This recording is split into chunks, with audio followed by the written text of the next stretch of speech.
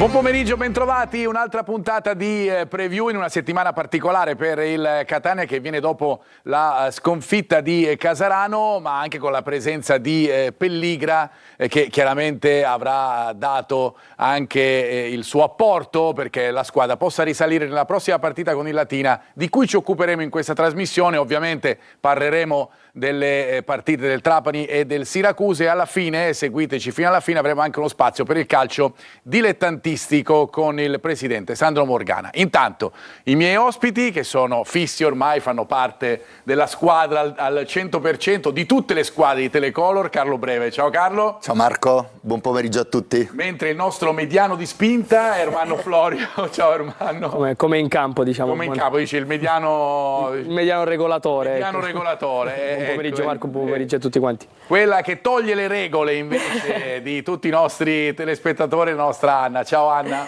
Ciao Marco, buon pomeriggio a voi. Io vi ricordo che aspetto i vostri messaggi al 342 77 12 855.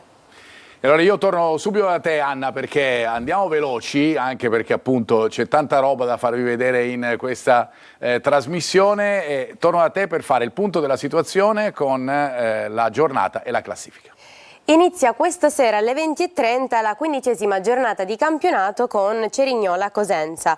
Domani alle 14:30 Giuliano Casarano, Siracusa Altamura, Sorrento Casertana e Trapani Foggia. Alle 17:30 Monopoli Picerno. Domenica 23 novembre alle 12:30 Cavesi Atalanta, alle 14:30 Catania Latina e Cosenza Benevento e alle 17:30 Salernitana Potenza. Passiamo alla classifica, di nuovo in testa con 30 punti Salernitana, Benevento 29, Catania 28, Cosenza 26, Monopoli 22, Crotone Casarano 21, Casertana Potenza 19, Trapani Atalanta 17, Cavese Cerignola 16, Giuliano Altamura 15, Latina 14, Sorrento 13, Siracusa 12, Foggia 11 e chiude la classifica il Picerno con 10 punti. Grazie Anna, fra poco da te ancora per i messaggi da casa. Io vado da Carlo. Cosa cambia Carlo dopo questa sconfitta in casa Catania, se cambia qualcosa? No, dal punto di vista della classifica, a parte aver perso il primato, cambia poco perché ormai si sta delineando bene con queste tre più il Cosenza che si sta dimostrando squadra di rango e di vertice. E cambia che sicuramente il Catania è costretto di nuovo a riaccelerare perché domenica l'attende una partita ostica ma da 3 punti senza colpo ferire, insomma. Una partita che forse vedrà anche la squadra avversaria un po' chiusa, come è successo con il Casarano nell'ultima partita, come è successo all'Altamura prima del gol di Gennaro. È una partita che si gioca fortunatamente al Massimino per il Catania, perché fino ad ora certamente il Massimino è un fattore di questo campionato, mentre torno da Anna. C'è un fattore un po' contrario, certamente, non stiamo parlando di numeri negativi, ma nemmeno troppo positivi in trasferta. Anna, andiamo con la nostra lente di ingrandimento. Il Catania continua a mostrare un volto preoccupante lontano dal Massimino. Nonostante i successi contro Cavese 0-1 e Giuliano 0-3, il rendimento complessivo in trasferta resta ben al di sotto delle aspettative di una squadra che punta alla promozione diretta. Le 7 gare esterne fin qui disputate parlano chiaro: appena 9 punti, pari al 32% del bottino totale, con 3 pareggi e 2 sconfitte pesanti. Su tutte il 4-1 subito a Cosenza e lo 0-1 di Casarano. Ancora più allarmante è la difficoltà nel reagire allo svantaggio. Solo a Trapani il Catania è riuscito a rimettere in piedi una partita. In tutti gli altri casi, una volta sotto la rimonta non è mai arrivata. I numeri confermano questa fragilità: 8 gol fatti in trasferta e 8 subiti, ovvero il 100% delle reti incassate finora. Per una squadra che vuole evitare la roulette dei playoff, questo trend esterno è un campanello d'allarme. Grazie Anna, certamente è invece un campanello al contrario tutte le vittorie che sono state fatte in casa del Catania, con tutti i gol segnati senza subirne alcuno, ma solleva un po' un allarme questo dato, Carlo, e poi anche Ermanno chiederò, perché è stato lui poi anche a fornire tutti i dati per la scheda. Dire sono solo 2 sconfitte, dico, ci sta nell'arco di soprattutto con un rendimento interno come 15. come quello che c'è stato finora. Il rendimento interno sicuramente da fortino, proprio, cioè il Massimino è diventato un fortino inespugnabile per tutti, lo dimostrano gli 0 gol subiti dal Massimino, sono dati importanti. Fuori casa mancano secondo me i punti di Caserta, perché la partita era già indirizzata e ci stanno 2 sconfitte, brutta sicuramente quella di domenica ma anche quella di Cosenza, ma fanno parte secondo me di un percorso dopo 9 partite dove le cose erano andate veramente molto bene. Ci sta una prestazione incolore e non dobbiamo drammatizzare, bisogna rialzarsi subito e fare immediatamente 3 punti domenica. Vorrei rivedere lo stesso clima che c'è stato nelle ultime partite al Massimino. Questo credo che abbiamo pochissimi dubbi. Ermanno, tu abbiamo fatto anche questa grafica. Per dare un'idea, sono numeri alla fine dei conti e sono numeri reali quelli che abbiamo visto. Forse fanno anche il paio con la corsa delle avversarie dirette, no? Perché poi alla fine dei conti stai a guardare anche a quello, no? Assolutamente, no? La sconfitta di Casarano brucia perché effettivamente passi dalla prima posizione alla terza posizione e soprattutto, come dice bene il mister, vedi avvicinarsi una squadra che secondo me è veramente temibile, come il Cosenza, che adesso si ritrova a 26 punti, quindi a 2 lunghezze di distanza dal Catania. Sicuramente Cosenza e Benevento, che domenica giocheranno contro, in qualche modo una delle due deve perdere punti, se non entrambi. Il Catania deve cercare assolutamente di fare il bottino pieno domenica, sa dell'importanza della gara. La cosa che un po' dispiace è il dato finale, no? Il Catania non è riuscita, una volta passata in svantaggio, comunque in parità numerica, soprattutto vedi a Caserta, non è riuscita mai in trasferta soprattutto a chiudere le partite, a chiudere, a vincere o a rimontare le gare, che è un dato che secondo me per una squadra che vuole vincere il campionato servono anche quelle partite là, quelle partite dove passi sotto e poi con grinta, con cattiveria, col gioco riesci a recuperare. Va detto che se ci fosse stato quel rigore che c'era, a quest'ora probabilmente la partita sarebbe stata sull'1-1, ma chiaramente è anche giusto quello che fanno intendere alla società di non volersi attaccare anche a questo, soprattutto i giocatori l'hanno detto anche nelle interviste post partita. Torno da Anna perché voglio avere qualche messaggio dei nostri telespettatori che sicuramente sarà già arrivato. Anna. Mi piace sempre quando Anna legge la classifica, ma perché è Anna. L'altra volta col Catania primo era ancora meglio, vediamo di tornarci, facciamolo per Anna. Ciao a tutti, per Marco. Secondo te si riesce veramente ad essere a Torre del Grifo entro la stagione? E ancora una domanda per Carlo, con l'infortunio di Piraccini è possibile che Toscano cambia modulo? Io non credo. Carlo, prima parto da te.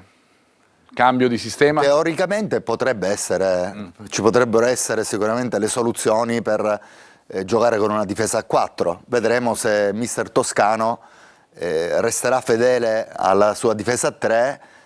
Il difensore primo che può sostituire Pieraccini in questo momento è sicuramente Allegretto, e vedremo se lo disporrà nella difesa a 3 o a 4.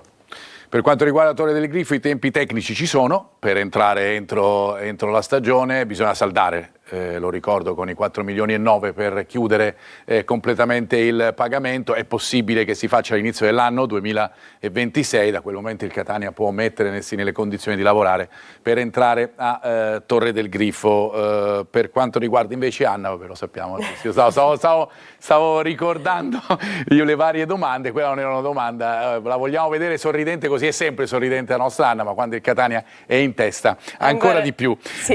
Torno da Ermanno invece per vedere un po', come facciamo sempre nell'angolo tattico, quelle che sono le considerazioni che facciamo, mettiamo anche un po' insieme, no, le caratteristiche delle due squadre. Allora, parto da Latina, a livello di non possesso, nella fase di non possesso, marcature strette e anche copertura centrale, però... C'è un però? Sì, c'è un però, sicuramente avevi ragione tu Marco quando hai detto aspettiamoci una squadra domenica al Massimino che si chiude, che crea un blocco centrale abbastanza denso, che non ti permette di entrare dentro area, o comunque non ti permette di entrare dentro area con facilità, che crea quelle che sono le gabbie di cui vedremo successivamente, quindi cerca di coprire con più uomini possibili quelli che è il castello difensivo, ovvero la porta.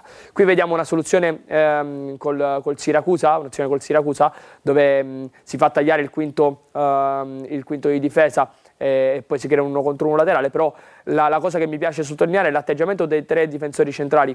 Qui vediamo Marenco, Calabrese e Parodi, che molto probabilmente saranno gli stessi. i 3 difensori che vedremo anche domenica. Vedi, nessuno esce a raddoppia ad aiuto del compagno, ma tutti rimangono nella zona centrale per limitare quello che è il pericolo. Qua vediamo però un'altra situazione dove si creano queste marcature, questo blocco, questa grande densità centrale. Sulla zona laterale si attende e non si esce a contrasto. Qua Vona, che in realtà ha giocato anche pochissimi minuti con Latina, perde un pochettino la marcatura ed è bravo il Sorrento a pareggiarla nei minuti finali. Però l'abbiamo analizzato adesso in queste due grafiche col Siracusa e col Sorrento, ma sicuramente con la Salernitana, col Cosenza, col Benevento, che sono squadre comunque di vertice, il Latina esegue un lavoro differente, perché si chiude, si sa chiudere, sa anche non subire gol. Infatti in queste 3 partite contro, diciamo, le 3 candidate alla promozione ha subito solamente un gol, non ha subito gol con Benevento e con la Salernitana, quindi si sa chiudere bene, sa creare il blocco centrale. Il Catania deve essere bravo a manovrare e a cercare un po' di movimento, di interscambi, di rotazioni all'interno dell'area. Vediamo, a proposito appunto del secondo taglio, fai vedere un po' questo. Sì, vediamo questo, come il Catania si è comportato contro il Casarano. Qui vediamo raddoppio costante su Cicerelli appena toccava palla, bravo Cicerelli a sfuggire dalla marcatura. Qui c'è stato un ottimo movimento a 2 di Lunetta e Caturano, con Caturano che ha fatto una mezzaluna per ricevere il scarico a rimorchio. Qui la giocata forse è stata fatta un po' alla cieca, però con un po' di tempo e di pensiero in più poteva essere gestita in maniera diversa. Qui invece vediamo Di Tacchio che allarga su Donnarumma, vedi l'uscita su Cicerelli, porta a liberare lo spazio laterale. Qua invece Caturano e Lunetta, si crea la gabbia per Caturano, che si creerà quasi sicuramente anche domenica, se giocherà Caturano, se giocherà forte. Però il Catania è bravino a attaccare l'area. Lì secondo me domenica quello che serve è anche l'inserimento di un giocatore da dietro, che può essere Corbari, che ce l'ha più nelle corde, o del quarto o quinto, chiamiamolo come vogliamo, che entra in zona opposta. Serve. Se loro creano un blocco basso, il Catania deve cercare di creare densità anche loro numerica, e soprattutto cercare di muovere tanto i riferimenti offensivi in modo da non dare. Hai anticipato un tema, Ermanno, che volevo proprio chiedere a Carlo. Questo fatto dell'inserimento del centrocampista, dei centrocampisti. È chiaro che con un centrocampo a 5 è più facile, perché la mezzala, c'è proprio la mezzala di inserimento in questo senso, ma Corbari, ecco, ha delle caratteristiche che in questa occasione potrebbero sposarsi al meglio contro il muro chiuso probabilmente del Latina. Sì, sicuramente è tempo di far giocare Corbari dal primo minuto, vista l'assenza di Aloi e di Quaini. Per caratteristiche Corbari può andare a riempire l'area, ma come abbia detto ben Ermando, bisogna riempirla anche con i quarti. Nelle ultime gare è mancata un pochino questo riempimento dell'area di rigore con più giocatori. Non possono andare solo le 2 punte, bisogna riempire l'area con più giocatori. Questo è chiaramente un diktat, diciamo, fra virgolette, che il Catania dovrebbe seguire in queste prossime partite, anche facendo tesoro di quello che è successo sia con l'Altamura che a Casarano. Ermanno, ritorniamo ancora a incrociare, lo facciamo con non possesso del Catania in questo caso, incertezza un po' in difesa, l'abbiamo visto nel gol del Casarano. Sì, c'è un po' di incertezza e secondo me la difesa non è proprio ben posizionata, però la linea del Catania non gioca a reparto ma gioca a riferimento. Però qua vediamo proprio i giocatori posizionati anche in ruoli abbastanza differenti. Vedi Di Gennaro completamente fuori, Donnarumma dentro. Qui il Catania, che è un pochettino lento a leggere la situazione, svuota con troppa facilità la zona centrale, si crea un 2 contro 1 molto pericoloso sul lato debole. Qui secondo me su questo taglio Donnarumma è in vantaggio rispetto a Caiazzo. Sicuramente Caiazzo ha delle qualità fisiche di cui ne avevamo parlato venerdì scorso, però lì c'è un'incertezza perché il portiere esce, Donnarumma non va sulla palla, lì secondo me c'è una mancanza di comunicazione tra i due.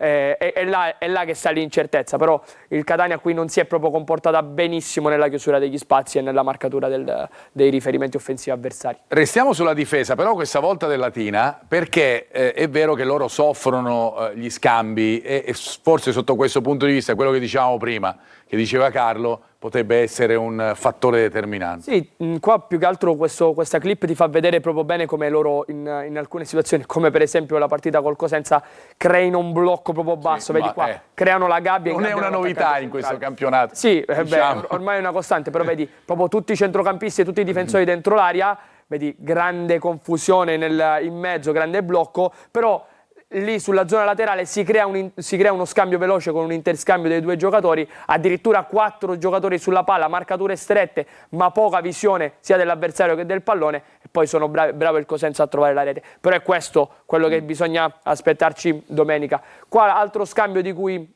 parlavo, di cui possono soffrire, è la giocata sul vertice. Qui il difensore centrale va a duello. Latina sempre in rosso in casa del Siracusa. Sì, il rosso è, infatti sono in questo caso è Parodi. È veloce lo scambio tra l'attaccante e il terzino che entra dentro, che potrebbe essere anche un interno di centrocampo per quanto riguarda lo schema del Catania, il modulo del Catania, e l'ingresso e poi la rete del Siracusa. Però sicuramente questo è un gol preso al primo minuto nel Siracusa, al terzo minuto nella partita col Cosenza. Quindi il Catania deve partire forte, perché secondo me nei minuti iniziali loro possono perdere qualcosa dal punto di vista della lucidità. Poi più si va avanti col cronometro, più scorre il cronometro, più prendono consapevolezza, quindi è importante attaccarli subito e prendere subito quelle che sono le contromisure offensive per diciamo in qualche modo aggirare questo stato. A proposito di scambi, il Catania ha avuto delle difficoltà a Casarano sotto questo punto di vista, ma il punto che è il Latina su questo può colpire il Catania, perché vedremo nella tua ultima clip. Qua più che altro ci ho visto una similitudine, no, tra il Catania e Latina. Vedi ancora qui la difesa non è posizionata in linea come vediamo spesso in altre squadre, è posizionata a riferimento, però vedi qua c'è un piccolo interscambio del quinto che entra dentro, del quarto quinto che entra dentro. Donnarumma che era su riferimento su Caiazzo perde completamente lo sguardo sull'avversario, e qui su questo scambio il Catania perde qualcosina, anche perché è un po' lenta a coprire questi spazi. Lo potrebbe fare il Latina, sì, lo potrebbe fare soprattutto con Ercolano, che è un giocatore che gli piace andare dentro, ma soprattutto nella zona a sinistra con Riccardi, che è un giocatore che vedremo successivamente in altri campi, in altri tagli, taglia spesso all'esterno e può interscambiare bene sia col quinto che con la punta centrale. Riccardi è un giocatore di qualità, Ercolano è un giocatore di forza, certo non sono Caiazzo, che in effetti ha messo in difficoltà in quei primi 20 minuti il Catania.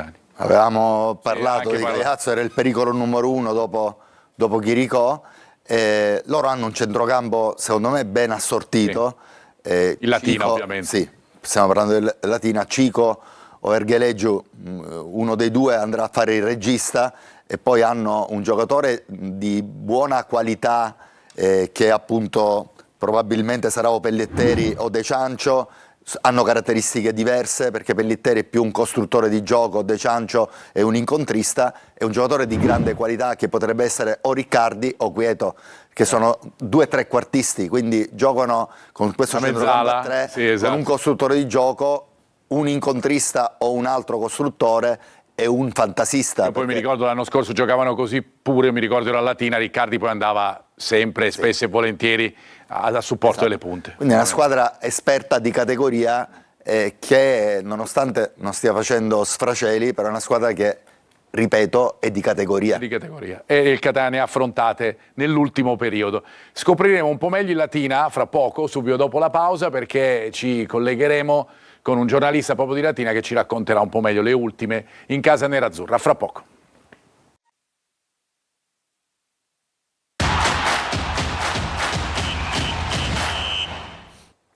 Seconda parte della nostra preview, l'avevamo detto alla fine della prima che ci saremmo collegati con un giornalista di Latina per avere indicazioni sulla squadra nerazzurra. Lo facciamo subito con il collega Alessandro Parigini di CorriereLatina.it. Alessandro, buon pomeriggio, come stai? Buon pomeriggio a voi, tutto bene, grazie. Allora, noi ci domandavamo un po', poi ci dirai le scelte, qualche scelta che magari possiamo aspettarci in questa partita da parte di Bruno, ma ci domandavamo quale fosse il periodo del Latina, perché abbiamo visto una squadra che comunque con le big del campionato tutto sommato si è disimpegnata al meglio, mentre invece ha subito un po' in altre partite. Allora, il momento sicuramente è da definire negativo, perché comunque sia, vi ho un po' sentito nell'analisi, sì, il Latina è una squadra di categoria, come dicevate prima, però è una squadra che ultimamente, diciamo da 2 anni a questa parte, l'anno scorso e quest'anno, fatica un po' ad imporsi come tale, ovvero come di categoria. Si hanno delle difficoltà un po' perché insomma la costruzione dell'organico inizialmente era per un altro modulo, quindi un cambio modulo che non ha sortito magari gli effetti sperati, ma si continua a promuoverlo per uomini sul campo e quindi si va con questo 3-5-2 che analizzeremo dopo. Il momento è negativo semplicemente perché secondo me vi è un po' un senso di disonoriamento, nel senso che Mr. Bruno cambia tanto la formazione, non è quasi mai sempre la stessa, infatti vedremo delle novità anche in quel del Massimino, ma secondo me cosa manca veramente è un po' di amalgama, nel senso che i ragazzi in campo con il Cosenza non hanno demeritato, però li ho visti un po' in maniera confusionaria, nel senso che manca secondo me un po' il manico della scopa, nel senso sono ragazzi che corrono un po' a vuoto molte volte, anche Queto per esempio che avevi detto prima si è fatto male nell'ultima gara, ma in quei 20 minuti correva un po' a vuoto, mancava sempre l'ultimo passaggio, quindi una squadra che non subisce neanche tanto, però quando subisce si spegne e quindi quando deve costruire fa un po' fatica. È un momento un po' complicato da analizzare, insomma, ecco. E certo, è vero, in effetti poi continueremo a utilizzarlo, a analizzarlo durante la nostra trasmissione, ma intanto io ti chiedo Alessandro, quali possono essere le scelte a livello di ballottaggio, soprattutto in mezzo al campo, nei 5, diciamo, in mediana, perché era quello che ci chiedevamo prima. Allora, sentivo l'analisi del collega, insomma, un po' sulle differenze tra Pellitteri e De Ciancio e credo che sia andato per De Ciancio in mezzo, in quanto secondo me serve più l'incursione più che la costruzione. Il Latina deve giocare di rimessa e sa giocare bene di rimessa e questo l'abbiamo già dimostrato, insomma, anche in partite difficili come quella di Cava, dove insomma un campo ora è diventato molto più difficile, si è vinto insomma quando lì scottava ancora di più la panchina di Prosperi, quindi direi che il ballottaggio è tra De Ciancio e Pellitteri con l'argentino favorito. Per quanto riguarda il resto, la formazione è quasi confermata in blocco. L'unica novità dell'ultima ora, che veramente di oggi recente, potrebbe non esserci Mastrantonio in porta, una delle chiavi di volta del Latina, ma ci sarebbe spazio per Basti, qualche problemino per Mastrantonio, per il resto si resta così con un 3-5-2 con Calabrese, Marenco e Parodi, super titolari quando ci sono. Centrocampo con punto, diceva prima il collega, il quinto è Colano, De Ciancio, Cico, Riccardi che sappiamo essere poi una finta mezzala perché come parlavate prima va sempre a sostegno della punta, un Pace come quinto di sinistra e poi Ecuban e Parigi davanti, una coppia ancora poco prolifica ma che comunque si sbatte tanto, c'è molta costruzione spalla alla porta, forse manca un po' di finalizzazione, credo che il Latina sia il secondo peggior attacco del campionato, quindi insomma si fa un po' di fatica a segnare, ma questi sarebbero gli 11 di Bruno per la gara di domenica. Alessandro, io ti ringrazio, grazie per le tue considerazioni e le tue notizie da Latina, grazie.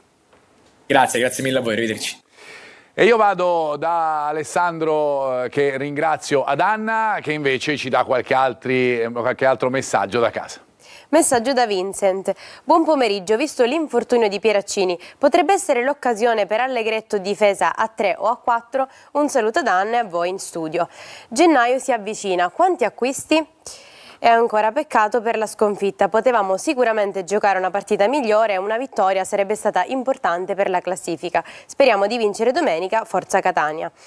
E ancora speriamo di riprenderci da questa sconfitta già dalla prossima partita, forza Catania. Vado subito da Carlo per Allegretto, mi sembra la soluzione più logica. È la più logica, è anche l'unica rimasta a livello di ruolo. A livello di ruolo sicuramente. Se Toscano decidesse di giocare con una difesa al 4 potrebbe scegliere tra Allegretto e Celli, mettere Casasola e Donnarumma sugli esterni insieme a Di Gennaro.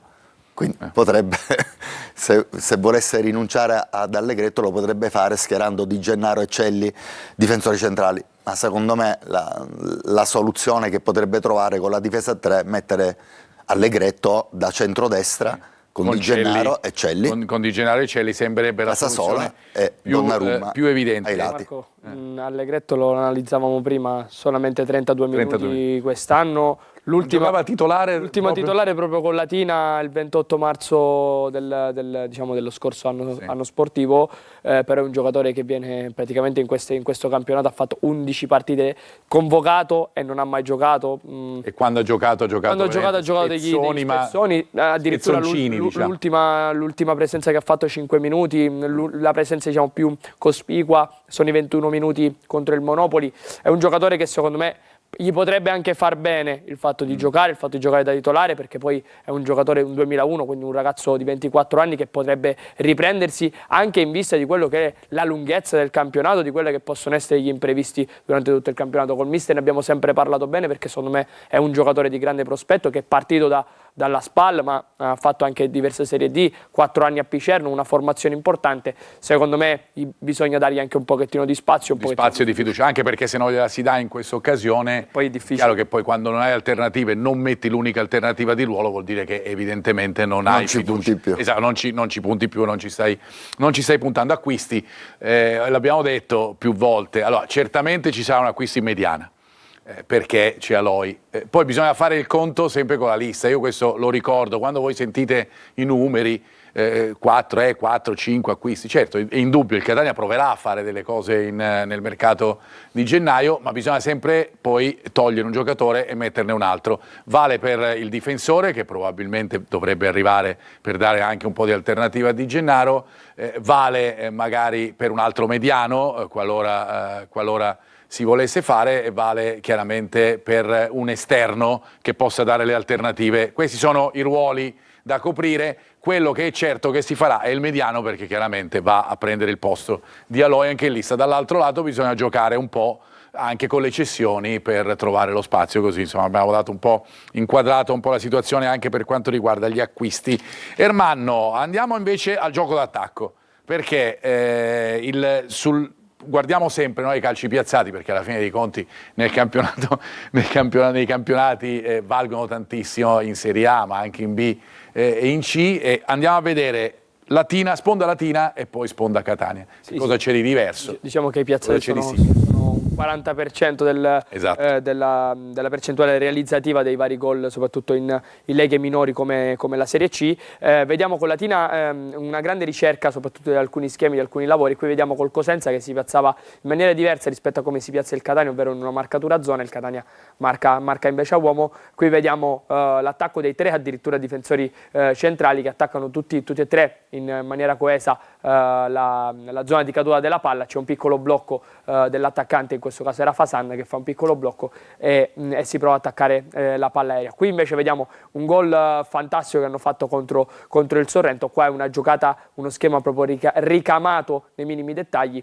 Palla in scarico, scaricano ancora su Pace. Questo permette al Latina di far svuotare l'area avversaria. Si inserisce il giocatore dal secondo palo, che fa una mezzaluna e attacca lo spazio senza andare in fuorigioco. Così c'è un'occupazione diretta dell'area con Marenco, che è bravissimo a occupare addirittura l'area piccola. Un appoggio centrale, è un tap-in facilissimo, arriva l'1-0, però questo è uno schema provato e riprovato. Secondo me Bruno da subentrato ha lavorato tantissimo e sta lavorando tantissimo su questi aspetti e su questa chiave, perché sa che per un attacco così in qualche modo sterile è importante far fare gol a tutti e fare gol anche in queste situazioni, in queste dinamiche. Andiamo a vedere invece per quanto riguarda il Catania. Stessa situazione legata ai piazzali. L'avevamo già vista in maniera simile anche scorsa settimana su un calcio di punizione laterale. Qui si ripresenta, ed è l'occasione più nitida secondo me del Catania nella partita contro il Casarano. Vediamo Di Tacchio che parte da una posizione di fuorigioco, poi rientra, ma la posizione da ricercare, la posizione che si libera sempre, lo spazio che si libera sempre è la posizione di Gennaro, che rimane sempre un passo indietro nel vertice dell'area grande, e questo gli permette di attaccare quelle che sono le seconde palle, quelle che sono le palle che rimangono vacanti all'interno dell'area di rigore. Peccato, perché qui l'ha colpita da sotto, se l'avesse colpita bene poteva. Questa era un'azione, Carlo, che poteva veramente cambiare decisamente quell'incontro. Azione da gol. Esattamente. Azione da gol in una partita in cui secca. Occasioni non ce ne sono state, fondamentalmente. Partita sporca, ma anche le altre squadre hanno vinto partite molto sporche. Sì, la Salernitana vero, certo. ha vinto la sua partita in maniera sporca, non meritava di vincerla, ha avuto l'episodio del rigore, del fuorigioco, che hanno cambiato la partita. Poteva succedere stessa cosa al Catania, o questo gol di Gennaro o il rigore, che sacrosanto avrebbe cambiato sicuramente la partita, quantomeno non l'avrebbe persa. E questo è un dato di fatto, è un dato saliente di quest'ultima sconfitta del Catania, ma ovviamente si pensa al futuro, si pensa alla partita con il Latina, 14:30, lo ricordiamo, delle 14 noi di Telecolor saremmo in onda con Diretta Stadio. Allora, vado da Franco. da Franco Cammarasana, che è pronto per darci le ultime invece sul Trapani. Ciao Franco, buon pomeriggio. Buon pomeriggio, le ultime non riguardano proprio la squadra in se stessa, quanto la guida tecnica, la direzione tecnica della società. Ieri sera l'annuncio improvviso da parte del presidente Antonini che ha annunciato il nome di Peppino Di Luigi Volume come nuovo responsabile dell'area tecnica al posto di Peppino Pavone, che ricordo era arrivato a dicembre scorso e che aveva un pochino, assieme al direttore sportivo Mussi, aveva un pochino rivoluzionato la squadra che era stata costruita l'estate scorsa. Sentiremo ancora, non abbiamo notizie per quanto riguarda le motivazioni di questa sostituzione a campionato in corso, probabilmente essendo alla vigilia della riapertura delle liste, questo è uno dei motivi. Comunque lo vedremo nei prossimi giorni. Per quanto riguarda la partita di domani, partita molto importante del Trapani, dopo la sconfitta di Potenza, si annunciano delle novità, soprattutto per quanto riguarda la formazione, il centrocampo del Trapani, dove dovrebbe rientrare Di Noia, che ha scontato il turno di squalifica, e Di Noia è un elemento estremamente importante nel Trapani, così come anche il ritorno anche di Benedetti, che ha scontato le 4 giornate di squalifica. Quale sarà la probabile formazione? Già lo vediamo nel riquadro, sempre 4-3-2-1, sembra il modulo ormai quasi fisso del Trapani, con Galeotti tra i pali, Kirwan, che però stamattina pare abbia accusato qualche problemuccio fisico, vedremo se domani sarà in campo o meno, poi Negro, Salines e Giron. A centrocampo oppure Benedetti, a centrocampo Di Noia, Celeghin e Carriero, questi i 3 di centrocampo. Poi in avanti a supporto di Grandolfo, alle spalle di Grandolfo dovrebbero esserci Canotto e Schnaller. Canotto che è uscito anzitempo durante la partita con il Potenza, sembra che si sia ripreso del tutto, al suo posto eventualmente potrebbe anche giocare Ciufferri. Questo è tutto per quanto riguarda il Trapani Calcio. Grazie Franco, grazie sempre come al solito per le tue informazioni sul Trapani, che sentirete ovviamente anche nei nostri telegiornali in attesa della partita, ma soprattutto subito dopo la partita con il Foggia di domani. Torno da Anna per altri messaggi dei nostri telespettatori. Non l'avevamo ancora detto oggi e quindi per il Manno il messicano. Nelle tue analisi fai vedere spesso le difese avversarie chiuse. Il Catania le soffre e sarà così anche con Latina se il mister non trova una soluzione. Con l'Altamura il gol arriva perché Di Gennaro resta là, se no erano un muro. Non credete che con l'assenza di Eloy manchi a centrocampo qualcuno che velocizzi il gioco? Può essere Jimenez? E ancora, buongiorno, ma Caturano che problemi ha? Sembra Montalto l'anno scorso e poi panchina lunga, ma continua emergenza. Saremo a vedere, forza Catania. E mi fermo qui per adesso. Ti fermi qui per il momento e ovviamente noi poi daremo ancora spazio ovviamente ai vostri messaggi, ma volevo partire dal discorso Eloy con Carlo. Eloy, senza Eloy manca un pochettino qualche giocatore che possa distribuire il gioco? Sì. È chiaro che né Quaini né Corbari né lo stesso Di Tacchio sono dei palleggiatori, quindi Eloy lo era un po' più di loro, ma non è neanche lui il classico regista, proprio perché mister Toscano vuole 2 giocatori bravi a fare diga in mezzo al campo e dà insomma il compito di dare qualità al gioco ai 2 trequarti e ai 2 esterni soprattutto, ecco. Quindi è chiaro che mancando Eloy, che è l'unico giocatore che per caratteristiche si avvicina più a un regista, a un palleggiatore, l'unico che lo potrebbe sostituire in tal senso è Jimenez, che conosciamo l'anno scorso ha fatto questo ruolo più volte e che quest'anno mister Toscano sta utilizzando meno in questa fase del campionato. Squadre chiuse? Vabbè, l'abbiamo già detto. Squadre chiuse, il Catania deve trovare, come dice benissimo il telespettatore, qualche soluzione e soprattutto portare tanti uomini nella tre quarti avversaria e soprattutto farli muovere costantemente, non dare punti di riferimento, ma anche il centrale stesso, l'attaccante, il vertice offensivo si deve muovere tanto, deve spaziare, deve ruotare.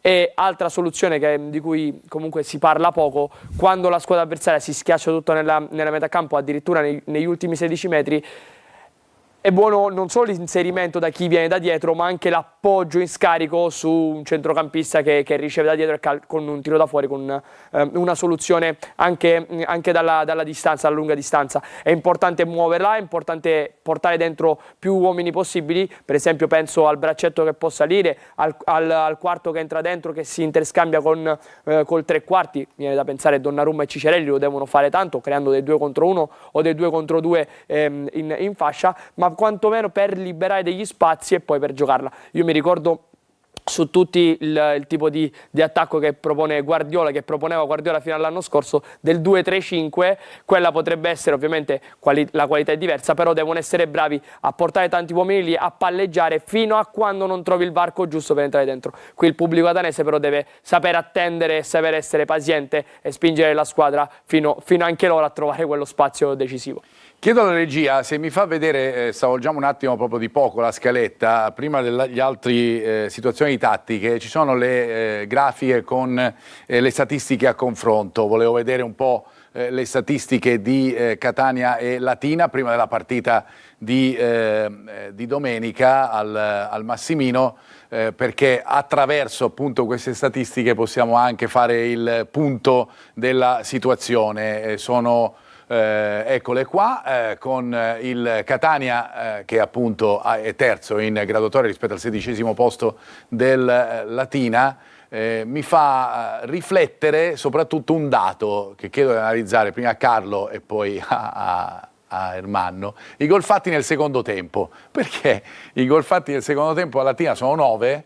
Secondo questi dati sono il 100% dei gol realizzati dalla squadra laziale, per cui credo è un tema che comunque raccoglie certo l'attenzione. Io ho analizzato in questi giorni il Latino, ho visto un po' le caratteristiche anche degli attaccanti. Ekuban è un giocatore a cui piace molto attaccare l'area di rigore, bravo sulle palle laterali, a prendere posizione sui difensori. L'anno scorso, ci ricordiamo, certo, ha fatto un gran gol proprio contro il Catania in trasferta. Il Catania era in trasferta a Latina. Parigi è una classica prima punta, forte fisicamente. Ne parleremo, ha fatto benissimo l'anno scorso, fra parentesi. Sì, quest'anno magari dopo una buona partenza si è un attimino spento. Fasan è un tre quarti, ma attenzione anche al giovanissimo di Giovanni Antonio, perché è un 2007, ha fatto un grandissimo gol nelle ultime gare, è fisicamente strutturato veramente bene ne parlano benissimo, è una promessa. 2007 che già ha fatto gol in Lega Pro nelle prime apparizioni, sicuramente viene tenuto molto in conto da mister Bruno. Per quanto riguarda il fatto che abbia segnato 9 gol nei secondi tempi, passo la parola a Ermanno, perché sulle statistiche sicuramente è più bravo di me. Le statistiche è vero, però è particolare. Chiedevo appunto all'allenatore perché è particolare trovare una statistica. Non mi è mai capitato ecco, questo. Una statistica del genere con le mie squadre.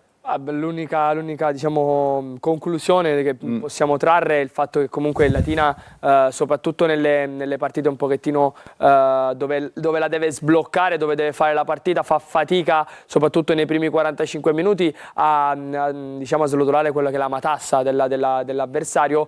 Non è pulitissima in fase di rifinitura, in fase di sviluppo. Infatti non andiamo ad analizzare quelle che possono essere delle combinazioni, delle ricerche provate e riprovate, e su questo, ecco, infatti perché abbiamo messo i piazzati, metteremo i tiri da fuori, cioè fanno gol in situazioni un po' sporche, ecco, diciamo così, e quelle situazioni sporche si creano con maggiore probabilità, con maggiore frequenza nel secondo tempo più che nella prima parte di gara, quando l'avversario un pochettino è stanco, non solo dal punto di vista fisico, ma secondo me anche dal punto di vista mentale, si liberano degli spazi, si liberano delle situazioni caotiche e da lì il Latina sa pungere come...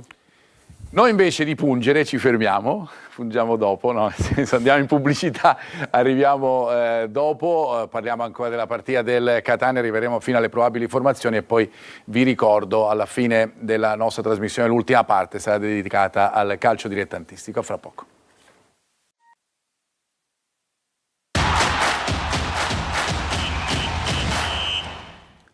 Eccoci, siamo alla terza parte della nostra preview, andiamo spediti raccontandovi quello che è il pre-gara della partita del Catania, ma non solo, abbiamo sentito le ultime da Trapani, fra poco andremo anche a Siracusa, ma intanto io torno da Ermanno perché parliamo sempre della fase di non possesso legato al Latina, soffrono l'uscita palla dal basso. Dopo aver riconquistato però il pallone, particolare questa cosa. Diciamo un po' ce l'aveva spiegato pure il giornalista di Latina quando l'abbiamo sentito, quando riconquistano palla e devono costruire, devono sviluppare dal basso, che è una cosa che diciamo non fanno solitamente, sono un pochettino incerti e queste incertezze, queste indecisioni portano per lo più a sbagliare. Vediamo infatti i tagli video, qua vediamo contro la Salernitana, vedi anche con la Salernitana un pochettino tanti uomini a difesa della porta, tutti bassi, qui vediamo Pace che riconquista palla, avrebbe la giocata in appoggio ma decide di condurla e qui fa una giocata secondo me molto azzardata, gioca la palla su Riccardi che è di spalle con l'uomo che gli arriva addosso, Riccardi che cerca di girarsi e di fare questa virata in controllo, ovviamente qui poi perde palla e si crea questa situazione pericolosa, dove è la situazione addirittura più pericolosa della partita contro la Salernitana. E qui vediamo invece il rigore assegnato al Siracusa nella partita Siracusa-Latina, qui Calabrese recupera palla e cerca con qualche tempo di ritardo l'appoggio su Cico che anche qui si trova di spalle con l'uomo addosso, non riesce a uscire dalla pressione e poi ingenuamente commette fallo e c'è il rigore. Però vedi, questa anche potrebbe essere una situazione, il Catania che perde palla o che comunque prova a entrare dentro e non riesce, sulla riconquista del Latina devono essere forti, aggressivi, cattivi nella pressione per poi generare una transizione rapida e per colpirli anche lì. Anche questo ormai il calcio, addirittura è uscito un dato qualche settimana fa che il 70% dei gol nelle leghe professionistiche italiane si fa su transizione, quindi anche quello è sicuramente qualcosa da non sottovalutare. E questo non è certamente da sottovalutare, come invece sarebbe da non sottovalutare la possibilità e la qualità balistica di alcuni giocatori del Latina, no? Sì, diciamo che sono soprattutto Riccardi è un giocatore che calcia molto da fuori, ma anche Cico è uno che sa calciare, anche Parigi lo vedremo successivamente, però sono dei giocatori che vedremo in queste situazioni o su costruzione, che riescono ad arrivare nella zona dei tre quarti, o su delle giocate individuali calciano tanto in porta e cercano tanto il tiro da fuori. Qua vediamo una situazione che vedremo quasi sicuramente domenica, con palla Ercolano e Riccardi che si butta laterale per poi andarsi a giocare l'1 contro 1, il piccolo principe perché così lo chiamavano a Roma ai tempi della primavera, entra dentro con qualità dentro il campo e poi lascia andare la gamba e genera questa ottima conclusione verso la porta avversaria. Qua vediamo un'altra invece situazione successivamente, qua il mister l'ha già chiamato, di Giovanni Antonio, di cui volevo parlare successivamente, qua è bravo a...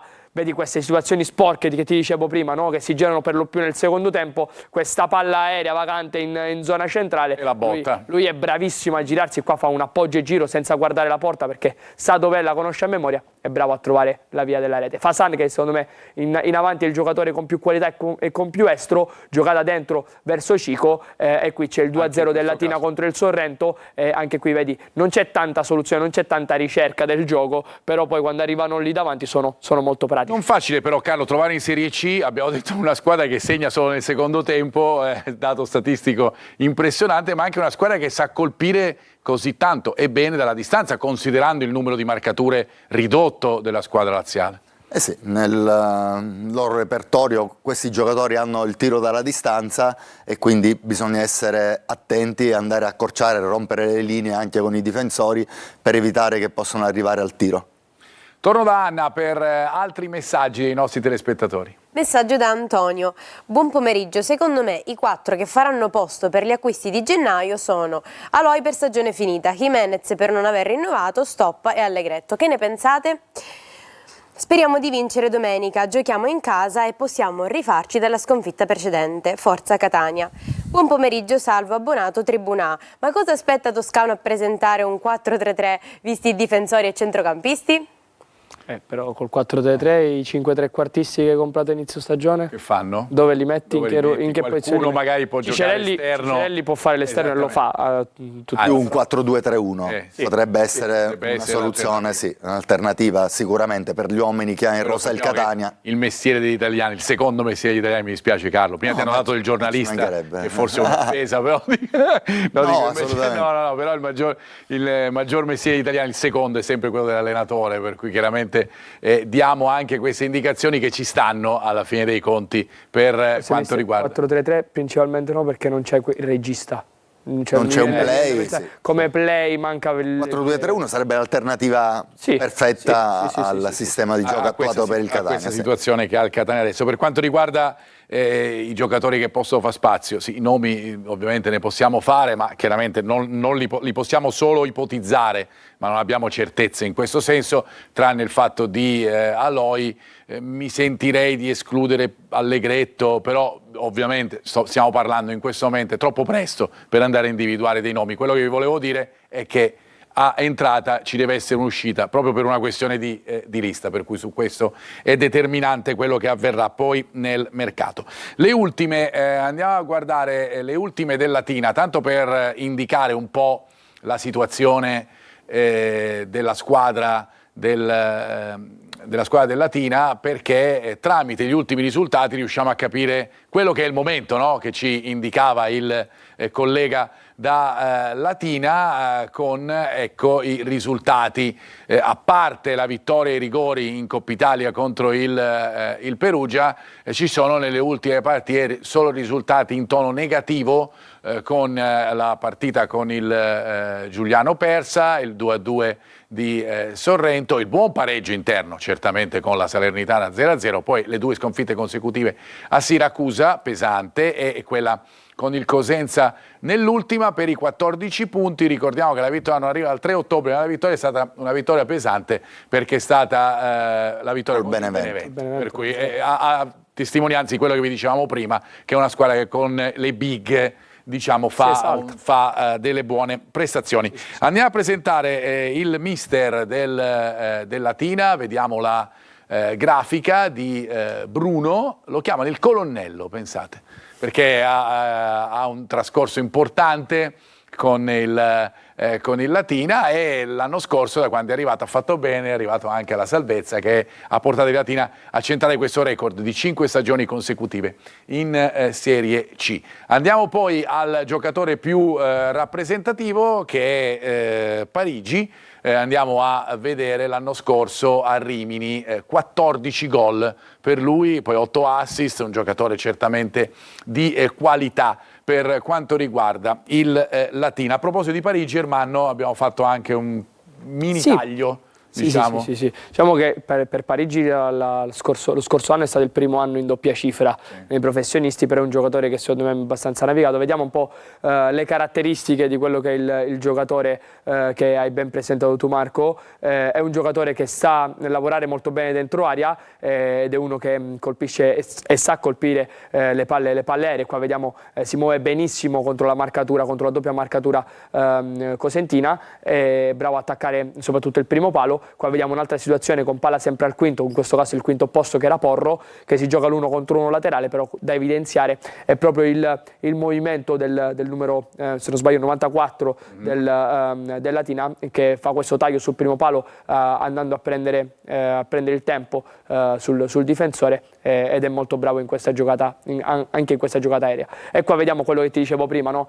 Queste ricerche della palla sporca, delle palle un pochettino confuse. Lui è anche bravo a calciare da fuori, è uno che non ci pensa 2 volte quando c'è da calciare. Qua di prima intenzione cerca la porta, non la trova, però è un giocatore comunque dalle buone qualità. Grazie Ermanno, vado subito da Anna per i precedenti e il risultato secondo l'intelligenza artificiale. Anna? I risultati precedenti sono nel 2024 0-1, nel 2023 1-1 e nel 2014 1-0. Le statistiche del Catania nei precedenti con Latina in casa quindi sono 2 vittorie, un pareggio e 2 sconfitte, quindi il pronostico dell'intelligenza artificiale ci dice Catania-Latina 2-0 con gol di Forte e Corbari. Forte e Corbari, vedremo se sarà così. Invece io vado da Marco Petrolito a Siracusa. Marco, ti do un compito arduo, hai 1 minuto per darmi le indicazioni e la probabile formazione. A te Marco. Perfetto, buon pomeriggio, vado di corsa. Niente conferenza della vigilia quest'oggi per mister Turati, che forse un po' scaramanticamente in virtù degli ultimi risultati positivi della sua squadra, del silenzio stampa che ancora non è stato interrotto. Giocatori azzurri che comunque in settimana hanno lavorato bene, che preparano, lo ricordiamo, la sfida di domani, calcio d'inizio alle 14:30 al De Simone con l'Altamura. Una partita che dirà molto su quelle che sono le velleità del Siracusa, dopo che la squadra aretusea è riuscita nelle ultime 4 partite a conquistare ben 3 vittorie, l'ultima a Picerno la scorsa settimana. Intanto la società del presidente Ricci, queste notizie dell'ultima ora, ha comunicato la scissione dell'attaccante brasiliano Cavani, operazione questa che apre le porte all'arrivo a gennaio di una prima punta di ruolo, mentre in vista della gara di domani ci sono delle novità, c'è qualche acciaccato, rimane qualche perplessità sull'impiego di Valente che ancora non è al meglio, a suo posto giocherà probabilmente Parigini. Andiamo subito a vedere quindi l'11 che schiererà mister Turati, il consueto 4-2-3-1 che affronterà i biancorossi David Mangia, verrà Farroni tra i pali con Zanini che avrebbe accusato un leggero risentimento ma dovrebbe farcela, Bonacchi, Pacciardi e Cancellieri in difesa, davanti a loro ci sarà Limonelli con Candiano, Guadagni, Boa e Parigini, invece alle spalle dell'unica punta che sarà Guanigliassi o Molina. Bravo Marco, eccezionale, 1 minuto e 20 secondi, sei stato quasi nei tempi. Abbiamo sforato. Bravo Marco, un saluto a te voi. e alla Un prossima. saluto. Probabili formazioni del Massimino, andiamo a vedere subito quella del Catania. Tanti dubbi perché chiaramente la situazione di Pieraccini può cambiare le carte in tavola. Noi abbiamo scelto la soluzione più scontata ma anche quella più probabile, cioè Allegretto lì sulla sinistra con un centrocampo che resta quello classico e con Corbari lì. Attenzione al ballottaggio, Lunetta con stoppo d'ausilio sulla tre quarti e ovviamente Forte Caturano. Stiamo parlando di 50 e 50 in questa fase. Ricordiamo che domani c'è la rifinitura. Altre soluzioni lì in difesa, lo sappiamo, la possibilità di abbassare o Corbari o Casasola, ma significherebbe cambiare un po' tutto nell'orientamento tattico del Catania. Andiamo a vedere invece la probabile del Latina, l'abbiamo già vista sentita dal mio collega poco fa, la ribadiamo qui con Marenco, Parodi e Calabrese, con Ercolano, De Ciancio, Cico, Riccardi, Pace e Cuban e Parigi. Ricordiamo che in porta potrebbe non esserci Mastrantonio ma Basti il secondo. Noi ci fermiamo qui, io saluto Ermanno Florio. Ermanno, ti ringrazio. Ce l'abbiamo fatta, siamo arrivati Grazie a te, Marco. in tempo, grazie a te Ermanno. Resta con me invece Carlo Breve, resta la nostra Anna e ci rivediamo fra poco con l'ultima parte della nostra trasmissione dedicata tutta al calcio dilettantistico con la presenza del presidente Sandro Morgana. Fra poco.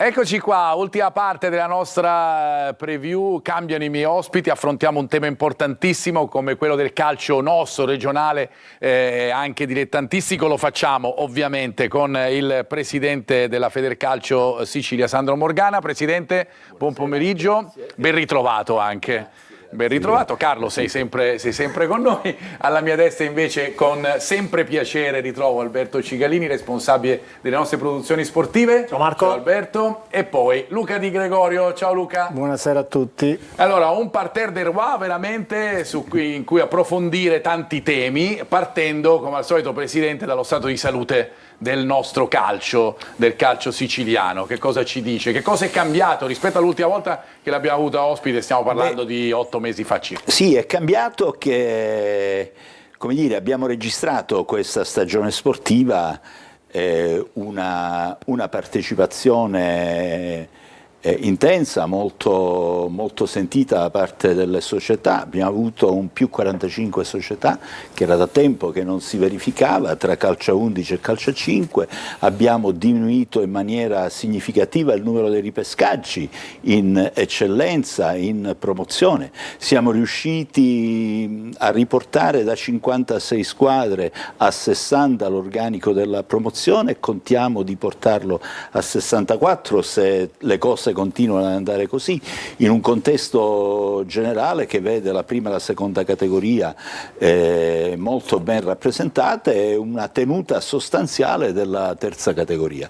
Poi nel calcio a 5 confermiamo di essere la prima regione d'Italia per numero di società che sono aumentate. Lei consideri che siamo arrivati da 100 squadre a 131 squadre nel campionato di Serie D, che è il campionato provinciale, 4 gironi di Serie C2, 2 gironi di Serie C1 che non si vedono in nessuna parte d'Italia, e in un contesto che come numero di tesserati, numero di società e risultati raggiunti ci mettono decisamente al primo posto per il calcio a 5. È il risultato più importante per quanto mi riguarda, perché come lei sa io ho fatto 5 anni il responsabile nazionale del calcio femminile, che quest'anno abbiamo portato a 16 il numero delle società di calcio femminile che partecipano al campionato di eccellenza, e quindi ritengo che questo risultato, secondo me molto importante, consideri che il numero delle nostre società era molto, molto diciamo, ridotto. Noi non solo le abbiamo portate a 16, ma abbiamo creato la filiera.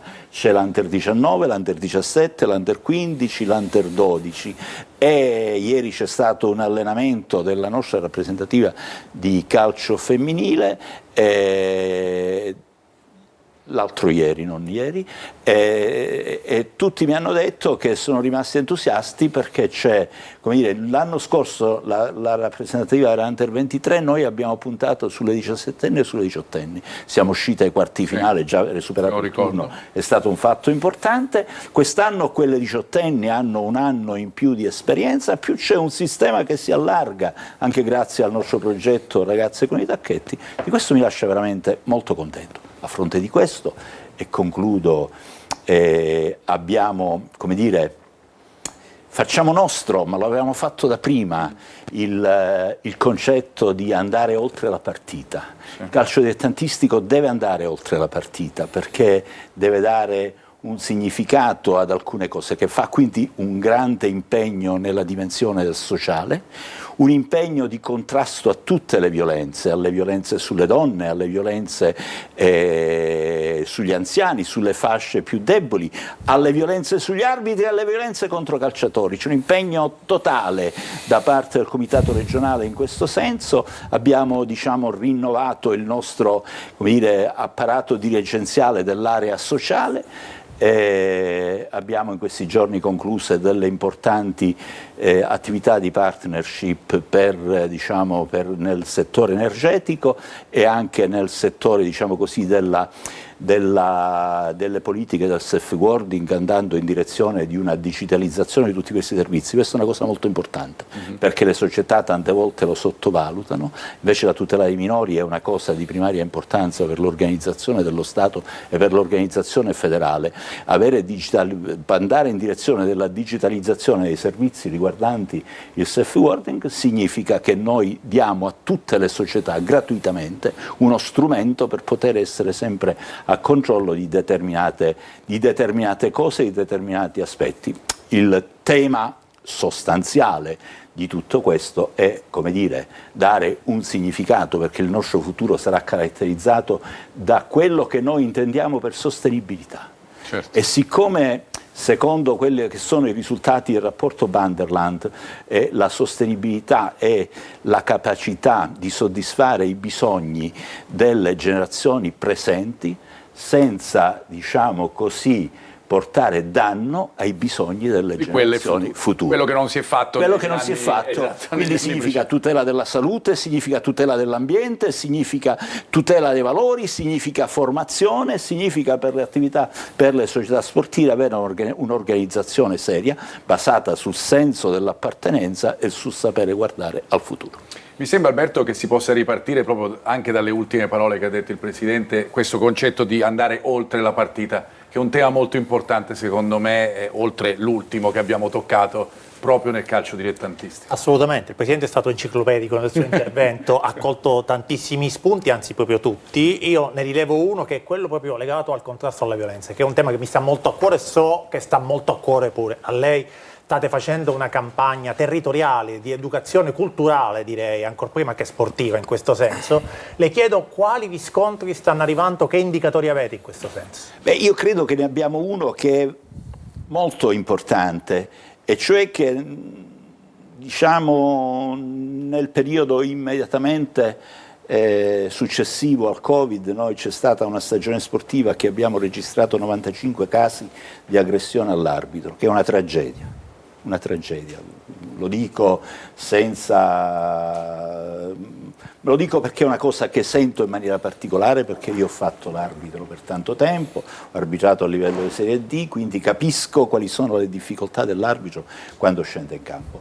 L'anno scorso ne abbiamo registrati 16, per carità, io dico sempre che anche se ce ne sarà uno, noi abbiamo un problema, ma sono registrati 16, significa che questa politica che stiamo, come ha detto lei, realizzando sul territorio, i cosiddetti nuclei per l'analisi e l'approfondimento dei casi di violenza. Questo progetto si chiama Uniti contro la violenza per costruire un calcio migliore, che vengono realizzato in tutte le delegazioni provinciali, le coordina il delegato provinciale, con il delegato, con il presidente della sezione dell'AIA, con il presidente degli allenatori, dei calciatori, le famiglie, i tifosi, le forze di polizia e anche degli psicologi.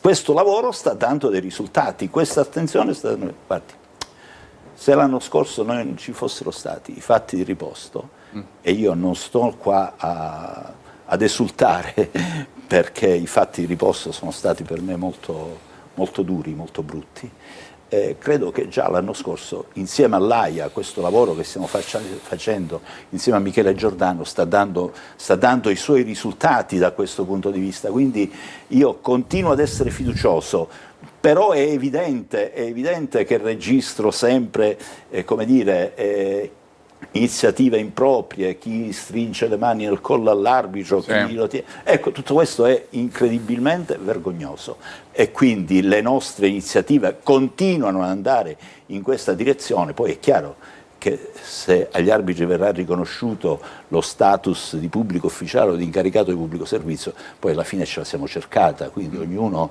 è protagonista del suo destino. Del suo destino, e questo è fuori di dubbio. Presidente, ognuno poi è anche protagonista del calcio giocato, no? Soprattutto i ragazzi, certo, i più giovani. Allora, visto che abbiamo la fortuna di avere Carlo Breve, che è coordinatore delle rappresentative regionali, e Luca, che è il vice, volevo chiedere intanto a Carlo quali sono le promesse, se ce ne sono di promesse, che il calcio siciliano può vantare.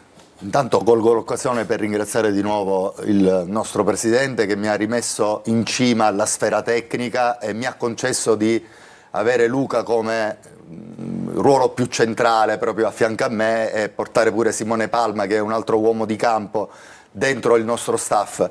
Parliamo dell'anno scorso, non parliamo di quest'anno, perché i gruppi sono già formati, abbiamo scelto dei tecnici qualificati, Giacomo Tedesco che allena l'Under 15, Giacomo è un ex calciatore del Catania del Palermo, inutile presentarlo, abbiamo preso Giancarlo Betta alla guida dell'Under 19. Giancarlo ha una grandissima esperienza, ha vinto 2 scudetti con la Juniores del Siracusa, e abbiamo confermato Daniele Di Salvo, l'abbiamo portato dalla femminile alla Under 17. Il lavoro fatto l'anno scorso è stato un lavoro che ha portato Monreale a esordire in Lega Pro, un ragazzo del 2008 che faceva gli allievi elite, quest'anno ha fatto già 3 presenze, una da titolare in Lega Pro. Abbiamo portato Genco, un ragazzo del 2007 dallo Sciacca, quindi dall'eccellenza, a esordire in Lega Pro al Trento. Abbiamo portato Zizzo alla Primavera del Palermo, abbiamo portato Barcio e Lombardo alla Primavera del Siracusa, abbiamo portato lo Iacono 2008 a giocare titolare in Serie D alla San Cataldese, e Ferrigno in Serie D a giocare già più partite nel Gela. Questo secondo me è il risultato più importante, aver portato tutti questi giovani che erano i nostri punti di forza nelle varie rappresentative a esordire nei professionisti e essere già delle promesse anche in Serie D. Secondo me questo è il lavoro più importante e che dobbiamo fare anche quest'anno per portarne ancora di più nei professionisti e nei dilettanti all'apice. Ed è un lavoro certamente significativo, no? È importante. Che dà il luogo. Io lo dico sempre, il torneo delle regioni è una vetrina, è un'occasione che hanno i giovani per poter fare il grande salto ed è su questo che noi puntiamo. Poi io, per carità, lo dico sempre, vincere piace a tutti, vincere è chiaro che lo aspettiamo da tanto tempo, se dovesse arrivare saremmo felici.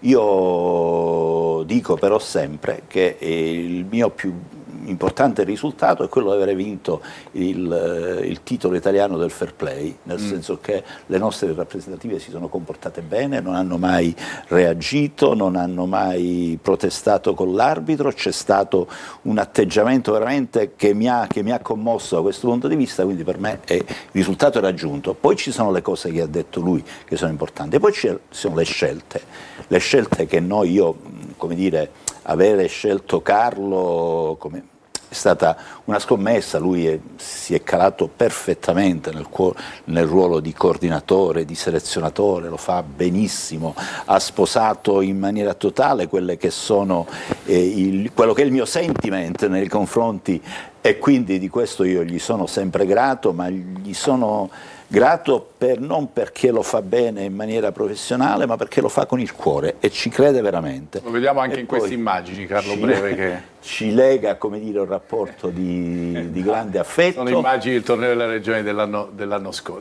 anzi di quest'anno ovviamente, organizzato qui da noi. Ecco, abbiamo scelto un gruppo di tecnici veramente bravi, veramente significativamente importante, mi danno notizia loro perché io li vedrò per la prima volta martedì a Lingua Glossa contro la rappresentativa della Lega Pro e poi a Piedimonte Etneo sempre contro la rappresentativa della Lega Pro, quindi sono convinto che stanno lavorando bene, me ne renderò conto di persona nei prossimi giorni, ma voglio aggiungere pure, abbiamo preso una donna per la rappresentativa femminile, Irene Intravaglia, e mi dicono tutti che il clima è veramente, veramente importante, quindi sono fiducioso, sono veramente fiducioso. Luca, vogliamo parlare anche dei prossimi appuntamenti, perché noi abbiamo avuto il piacere e l'onore di ospitare il torneo delle regioni, ma chiaramente ci parteciperemo anche nel futuro dell'anno prossimo. Gli appuntamenti proprio imminenti sono martedì e mercoledì, 2 amichevoli che faremo con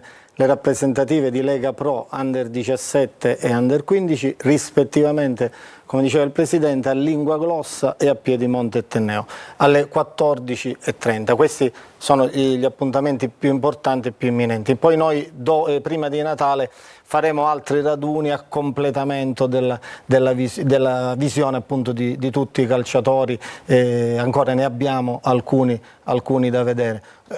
A conferma di quello che diceva Carlo Breve, volevo dire che anche quest'anno ci sono alcuni calciatori già visionati, visti da società importanti, ecco, quindi per valorizzare appunto il lavoro che stiamo facendo, il lavoro dei nostri colleghi. E poi completo dicendo che io e Carlo dall'inizio della stagione, quindi da settembre, autorizzati dal Presidente, andiamo a salutare tutte le società che ci chiedono un saluto, come funzionano le rappresentative, e gli spieghiamo appunto anche per il fattore violenza di essere più tranquilli, queste nuove norme, ecco. Quindi ci è venuta in mente questa idea, il Presidente l'ha avallata e devo dire che sta avendo un ottimo successo, quindi siamo sempre disponibili ad andare a casa delle nostre società. Ecco Presidente, da tutta questa discussione che abbiamo fatto, noto anche la voglia che si ha, perché si parla spesso, no? Noi nei nostri telegiornali, nelle nostre cronache su siciliaweb.it ne parliamo della famosa fuga dei cervelli, no? Dalla Sicilia e poi quando c'è qualche studente universitario che decide di venire a studiare qua in Sicilia ne facciamo quasi un paladino sui social. Ecco, l'idea che la Sicilia nel campo calcistico possa rappresentare un punto importante a livello nazionale. Come state raccontando voi in questo momento? È un dato significativo, non dico di rivalsa, non voglio dire questo, ma di posizionamento. La Sicilia è il quinto comitato d'Italia e si conferma in questa posizione, ma io credo che, diciamo, mi confortano alcune cose, due in maniera particolare. La considerazione che ha fatto il Presidente Abete dopo il torneo delle regioni, ha detto: da oggi tutti devono essere impegnati a fare meglio della Sicilia.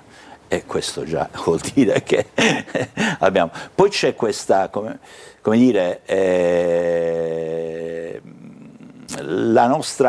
il clima che riusciamo a creare anche dentro il comitato, anche nei rapporti con le società, la fiducia nei confronti del comitato regionale, questo a prescindere dai risultati, a prescindere dalle questioni arbitrali che naturalmente determinano sempre momenti di protesta. Io non racconto, le mie 2 giornate peggiori della settimana sono il lunedì e il martedì. Il lunedì perché ci sono... Di tanti però, Presidente, è in buona compagnia sotto questo punto di vista. Magari non le nostre. Il martedì perché poi a poco si inizia a pensare alla domenica successiva, per fortuna, perché altrimenti non si vivrebbe più. Però devo concludere dicendo una cosa, perché la sua domanda mi dà l'opportunità.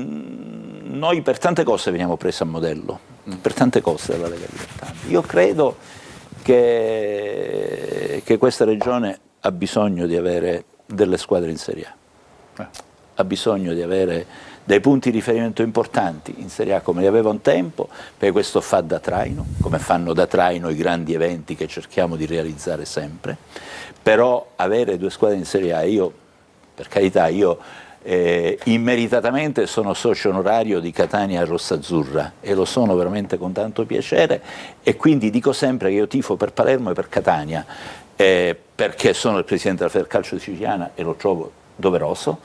Poi c'è anche il Trapani, ci sono le società che vanno avanti, trovano tutte il mio sostegno. Io credo che abbiamo bisogno di avere qualche squadra in Serie A, perché ci aiuterebbe molto anche il sistema dilettantistico. Io credo che abbiamo toccato tutti i punti in questa discussione breve ma appassionata e appassionante. Diciamo breve, cioè, ovviamente noi ormai Carlo fa parte della nostra famiglia, diciamo che ce lo contendiamo con la federazione. Io vi ringrazio intanto il Presidente Grazie Morgana, a lei, grazie a voi veramente per l'ospitalità, vengo sempre con piacere. Per la chiarezza. Quando lei lo riterrà. Ovviamente sarà nostro ospite ben volentieri. Alberto, io ti ringrazio sempre. Grazie Marco. Grazie a Luca Di Gregorio. Grazie. E grazie a Carlo Breve. Grazie a te Marco, speriamo di invitare il Presidente quando riusciremo a portare un titolo in Sicilia dopo tanto tempo. Sarò io ce lo meritiamo tutti. Ce lo meritiamo tutti, per come lo facciamo, per il rispetto che abbiamo per tutti, per come scendiamo in campo, per come riusciamo a trasmettere un valore che poi i ragazzi devono portare dentro le società. Speriamo. E questo è il tema, appunto, sempre quello dei valori, soprattutto quando si ha a che fare con i più giovani. A proposito di più giovani, saluto la nostra Anna. Ciao Anna. Ciao Marco, un saluto anche a voi che ci seguite. Io vi aspetto venerdì prossimo alle 14:30. Grazie Anna, io vi ricordo l'appuntamento perché siamo proprio in chiusura con Diretta Stadio con Alberto Cigalini, domenica su Telecolor a partire dalle 14 con tutto il racconto che poi faremo della partita, comprese le interviste, poi ovviamente tutti gli appuntamenti a partire da lunedì con anteprima corner, la differita della partita. Noi ritorniamo venerdì, se volete rivedere questa puntata la trovate su siciliaweb.it. Grazie per averci seguito, un buon pomeriggio.